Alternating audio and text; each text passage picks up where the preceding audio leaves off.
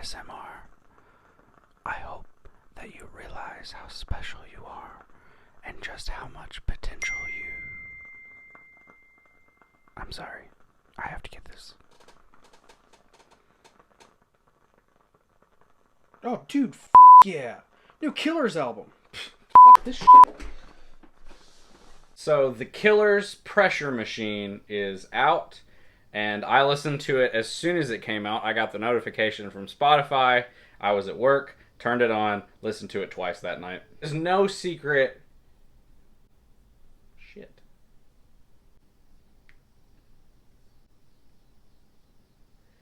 So this album, it is no secret that they really strayed away from their normal style. Because Brandon Flowers had moved back to Utah and he was in quarantine and he really wanted to make an album about his hometown life. I feel like a lot of people know this at this point, if you're interested in this album at all. It's a really interesting mix of folk, country, indie, and a few other sounds, Americana. And so the album came out, went straight to number one, of course, because it's the Killers. They're really big, which I will tell you right up. Killers are one of my favorite bands. I think they're one of the best bands, at least of the past 20 years, possibly ever. I have a high opinion of them, but I will not let that skew me here. So the album starts out. It's got a lot of interview sections before songs, and I really like it. I really like the snippets of people talking about their hometown. It's nice. It adds a cool feel. However, I was about to say, because of that, I think it'd be hard to listen to those songs on their own. And then I just found out that they released an abridged version of the album that doesn't have that. So that's business savvy for you. But it's one of those, like, as soon as I started this album, I was like, oh, this is different, but I like it. To give you a backstory, I'm from a small town in Kentucky. So it kind of just tugged on my heartstrings as soon as I got to it. I love the use of mandolin on West Hills and a few other songs, and fiddle. Not violin on this album, it is fiddle all the way. West Hills does a good job of kind of telling you, hey, this is what this album is going to sound like. This album is pretty Springsteen-y, which, small town Americana album, it's going to sound Springsteen-y. But along with Springsteen, I think there's a lot of Dire Straits in this album. I adore Sleepwalker. Oh man, I love the mandolin on it. I think it's mandolin. It's the one that I think sounds most Dire Straits. It is a really, really good mix of folk and indie pop, and it really just touches my heart. I love it.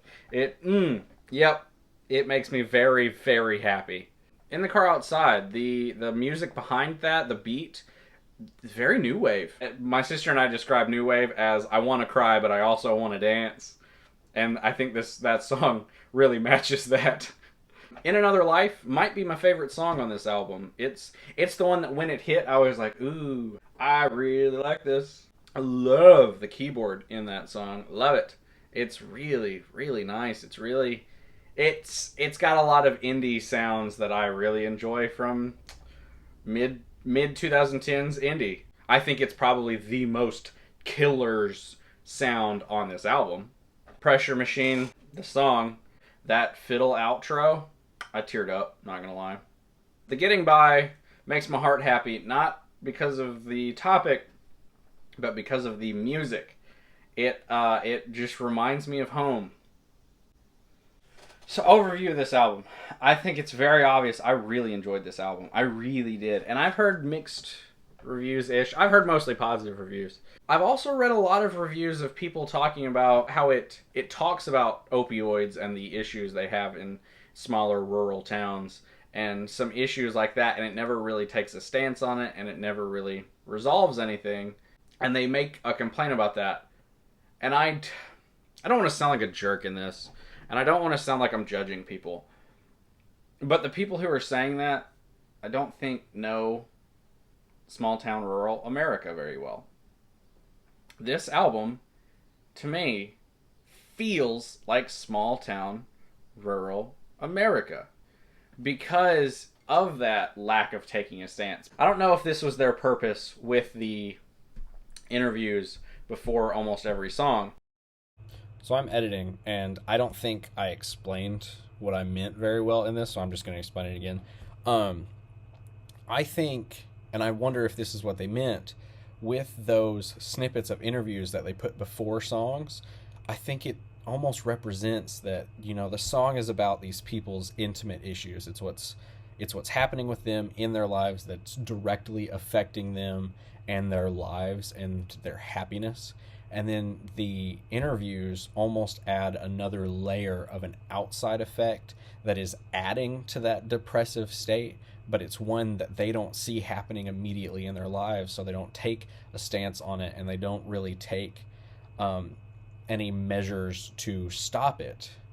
And I feel like that's kind of how it works a lot in an area like that, or an area like the one I live in. And I don't know if that's what they were going for, but I really feel like that's what it does.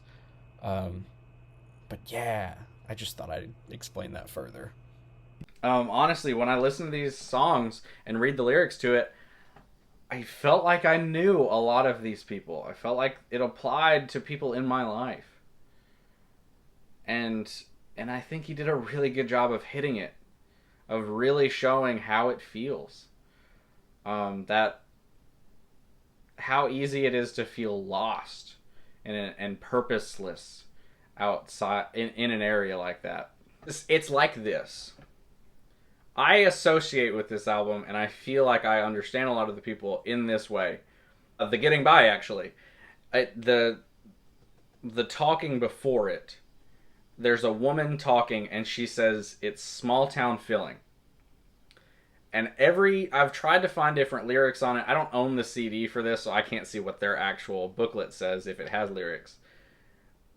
But every lyric website that I've looked at has listed it as saying it's small town filling, but she's saying feeling, just with a southern accent. And I knew that as soon as I heard it, but I could see how other people might not understand it, because that's how we talk. I love this album. I love this album. I will be buying this album on vinyl when I get the chance. It's sold out on their website. I like how it strays away from the Killer's vibe. I like that it kind of gives you a backstory on Brandon Flowers, Mormon kid from Utah. It does an amazing job of showing how lost these people feel. It has some good storytelling in it. It makes you associate with the characters. It's beautiful. I think some people have been harsh on it. But I think some other people have really seen what it is. I think it's some of the Killer's best work. I think it's some of Brandon Flowers' best writing. Pressure Machine by the Killers. Big thumbs up from me.